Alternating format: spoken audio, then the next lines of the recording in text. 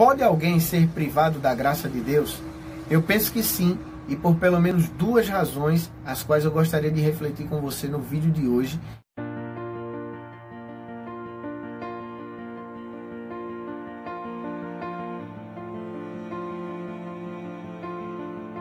Eu vou usar o texto de Hebreus, capítulo 12, versículos 14 e 15, onde está escrito: segui a paz com todos e a santificação, sem a qual ninguém verá o Senhor, tendo cuidado de que ninguém se prive da graça de Deus e de que nenhuma raiz de amargura brotando vos perturbe, e por ela muitos se contaminem.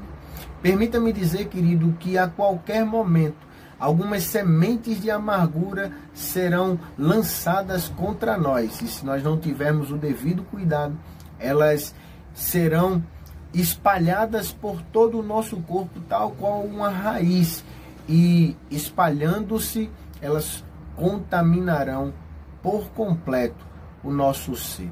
Afinal de contas, querido, a Bíblia vai nos advertir a nós que estamos de pé, perseverando na palavra, tendo comunhão com Deus, que nós não caiamos nas armadilhas do nosso coração, porque ele é apresentado não apenas como aquele que bombeia sangue para o nosso corpo, mas como aquele que é o depósito onde nós armazenamos as nossas emoções e os nossos sentimentos mais diversos. A Bíblia vai nos ordenar, querido, que nós precisamos guardar o nosso coração, porque dele procedem as saídas da vida.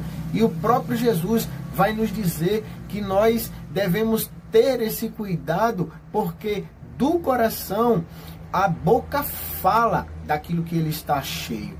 E talvez, querido, algumas pessoas, elas se amarguraram profundamente, perdendo o interesse e o gosto de estar em plena comunhão com os irmãos por conta de desavenças e desaforos que elas ouviram de alguns outros irmãos. E isso acontecendo, querido, produziu em seus corações ranços, ódios e sementes de amargura, as quais estão privando que elas estejam novamente na casa do Senhor. Certamente você conhece alguém, ou eu mesmo estou me dirigindo a pessoas que nesse exato momento já não mais frequentam a casa de Deus por conta de alguma intriga que tiveram com alguns irmãos. E, querido, note bem, não existe nada mais desagradável do que um desentendimento e uma desavença entre irmãos em Cristo. Querido, o desejo do Senhor expresso na oração sacerdotal era para que nós fôssemos um, assim como Ele e o Pai são um.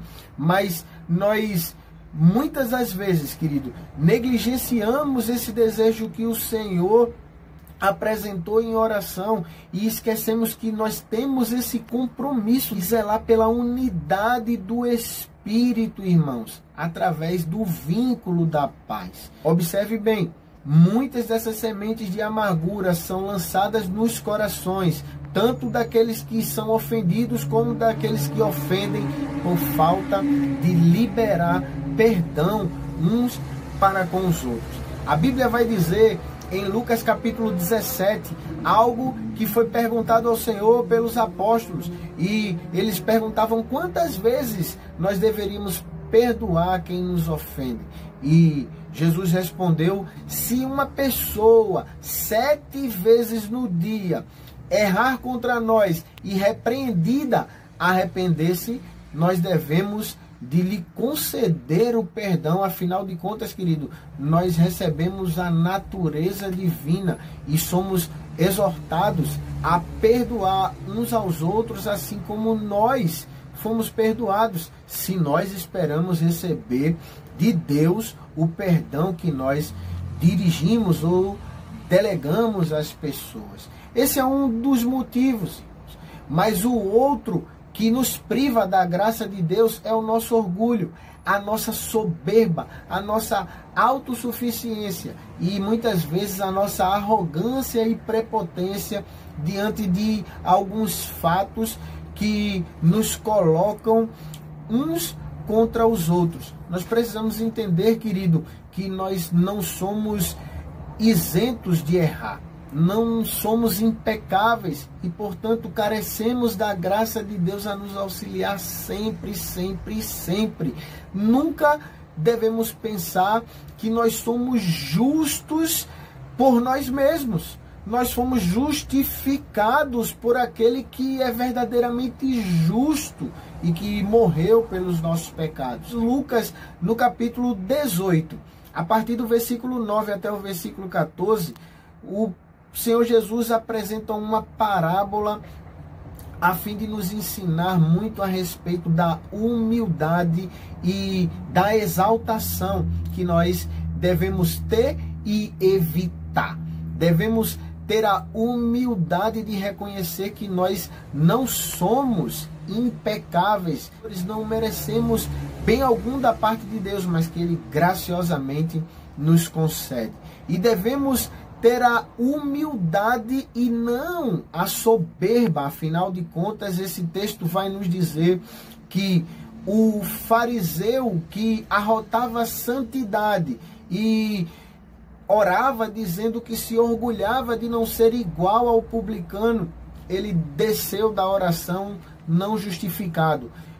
Mas o publicano, ao contrário, reconhecendo a sua pecaminosidade, a sua total dependência de Deus, de que ele não merecia nenhum favor da parte de Deus, ele desceu justificado. Afinal de contas, o texto no versículo 14 de Lucas 18 vai dizer que todo aquele que se humilha é exaltado.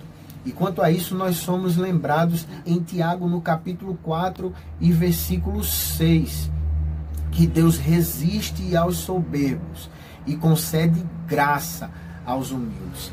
O nosso desejo, querido, bem como a nossa oração, são para que em nenhum de nós haja um sentimento de soberba a fim de nós acharmos que nós somos autossuficientes, a tal ponto de nos acharmos merecedores de alguma coisa da parte de Deus, porque Deus resiste a todos que se apresentam dessa maneira. Mas infelizmente isso também tem acontecido nas famílias. Quantos irmãos já não falam mais uns com os outros? Quantos primos também não? Quantos pais já não dirigem mais as suas palavras aos filhos? A família tem se desintegrado e os entes queridos já não se falam mais.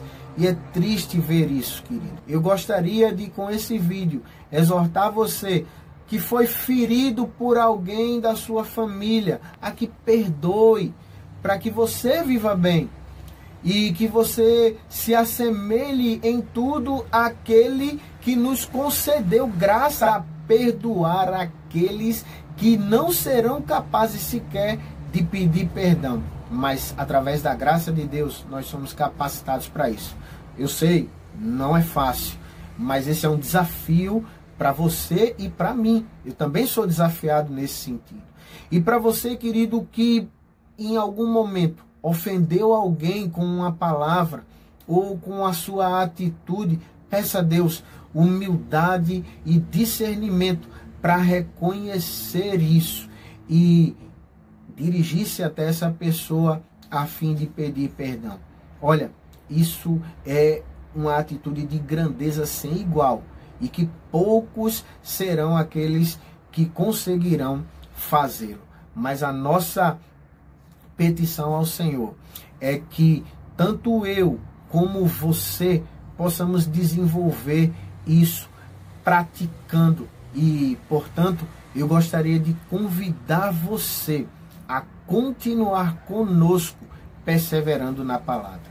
Que Deus abençoe você, Deus abençoe a sua família, para que nem você, nem ninguém seja privado da graça de Deus e nem prive alguém da graça de Deus. Um forte abraço, em nome de Jesus.